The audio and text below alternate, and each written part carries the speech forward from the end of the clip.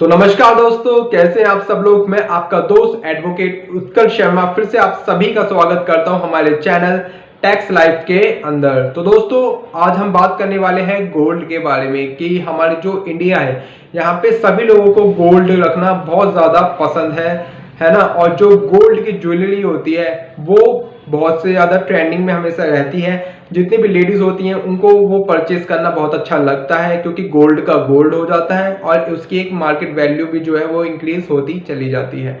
तो आज इसके टैक्सेशन के बारे में आज हम बात करने वाले हैं। तो दोस्तों, जो हमारा ये गोल्ड होता है, गोल्ड की अगर आपने मार्केट वैल्यू के अनुसार अगर 50,000 से ज्यादा का अगर आप गोल्ड रख लेते हैं तो वहां पे आपको टैक्स पे करना पड़ जाता है गवर्नमेंट को, क्योंकि इनकम टैक्स डिपार्टमेंट ने कुछ रूल्स जो है इसके लिए जारी कर रखे हैं। तो वहीं पे दोस्तों, यदि आप पूछेंगे कि अगर हमें गोल्ड जो है वो कहीं गिफ्ट में या कहीं पे किसी रिलेटिव से प्राप्त होता है तो वहां पे क्या होता है। तो दोस्तों, यदि आपको कोई गोल्ड जो है ना, वो अपने मदर फादर या किसी भी ऐसे ब्लड रिलेशन से प्राप्त हुआ है तो वहां पे आपको कोई टैक्स देना नहीं पड़ता है। ठीक है, कोई भी ब्लड रिलेशन से अगर आपको कुछ गोल्ड की प्राप्ति होती है तो वहां पे आपको कोई टैक्स नहीं देना पड़ता है। और वहीं पे यदि दोस्तों आपको ये गोल्ड, आप मान लीजिए बहुत से ऐसे फैमिलियां होती हैं, उनके जो बुजुर्ग लोग होते हैं, दादा के दादा पर दादा, इस तरीके के लोग जो होते हैं, वो उनके अपनी पीढ़ियों के लिए जो है कुछ गोल्ड जो है वो छोड़ के चले जाते हैं, सोना जो है वो छोड़ के जाते हैं।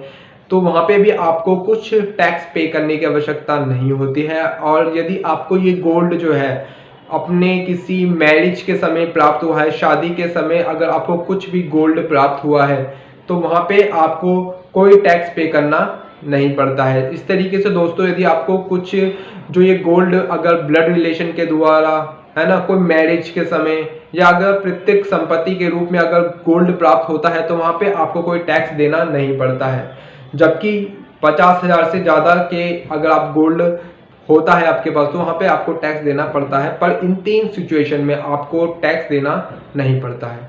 तो दोस्तों, अभी जो ये हमने बात करी है, ये बात करी है हमने, जैसे कि हमें कोई गोल्ड गिफ्ट कर देता है या किसी के जरिए हमें प्राप्त होता है तो वहां पे किस तरीके से हमें टैक्स नहीं देना पड़ता है। पर अब हम बात कर लेते हैं कि अगर हमें गोल्ड प्राप्त होता है, परचेज करते हैं अगर हम गोल्ड, तो वहां पे हमें टैक्सेशन कैसे फॉलो करने पड़ता है। तो दोस्तों, जो हमें गोल्ड जो प्राप्त होता है इसकी जो टैक्सेशन दिखाया जाता है, ये इनकम फ्रॉम अदर सोर्सेज के अंदर दिखाया जाता है ना। और बाकी दोस्तों, जो हमारा जो गोल्ड होता है ये एक कैपिटल एसेट्स होती है। तो जब कैपिटल एसेट्स की बात आ जाती है तो वहां पे long term short term capital gains को भी मेंशन किया जाता है।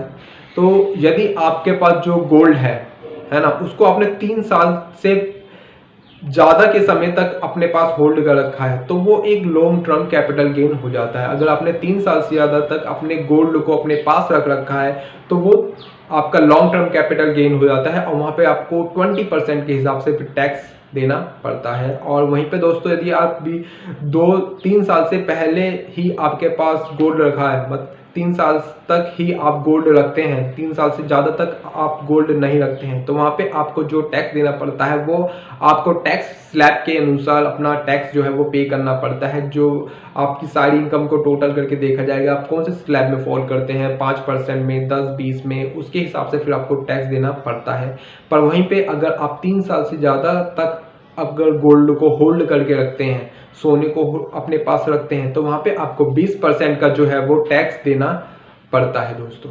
और इसी तरीके से यदि आपके ने कुछ गोल्ड के बॉन्ड्स खरीद रखे हैं, सुप्रीम गोल्ड बॉन्ड्स खरीद रखे हैं, या कोई भी ऐसे इस तरीके के कुछ बॉन्ड्स खरीद रखे हैं, या म्यूचुअल फंड्स, मैं कहता हूँ म्यूचुअल फंड्स भी अगर आपने कुछ इस तरीके के खरीद रखे हैं तो वहां पे भी आपको इस तरीके का जो टैक्सेशन है वो फॉलो करना पड़ता है।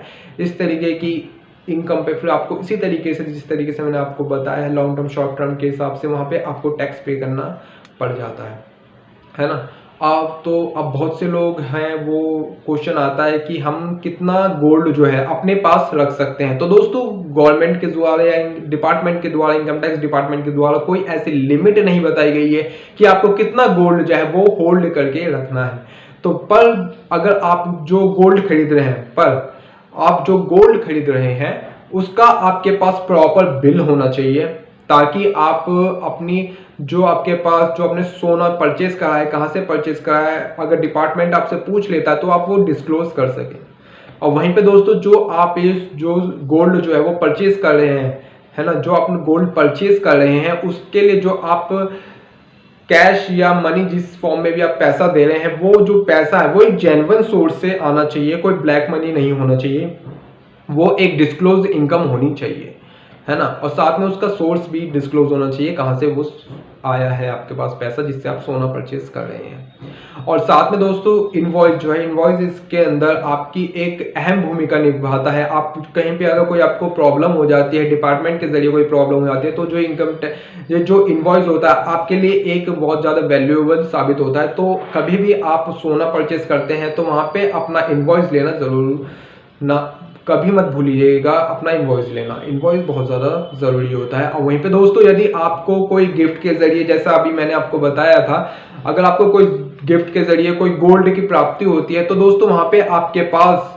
जो है इनवॉइस होना ज़रूरी है। तो वहाँ पे आप जहाँ से आपको गोल्ड मिला है, तो जिसने भी आपको गोल्ड दिया है आप उनसे कह सकते हैं कि सर, भाई या बहन जो भी आपके लगते हैं, कि हमें जो इसका गोल्ड का बिल है वो हमें प्रोवाइड करवा दें, ताकि आगे फ्यूचर में हमें डिपार्टमेंट के जरिए कोई भी हमें प्रॉब्लम ना हो। तो इस तरीके से दोस्तों अगर आपके कुछ ऐसा भी होता है कि जो म्यूचुअल फंड्स होते हैं वो ट्रांसफर अगर कोई कर देता है, तो वहाँ पे दोस्तों आपको एक ईमेल के जरिए उनसे एक बात जरूर लिखवा लें कि हमने इस तारीख को अपना ये जो म्यूचुअल फंड है गोल्ड वाले वो ट्रांसफर करे हैं। इस तरीके की जो ईमेल है उसको फिर आपको सेव भी करके रखना है, ताकि अगर फ्यूचर में कोई दिक्कत आती है, डिपार्टमेंट आपको कोई क्वेरी रेज करता है या आपको बुलाता है या आपका कोई स्क्रूटनी में केस आता है, तो वहाँ पे आपके लिए ये वैल्यूएबल साबित होते हैं।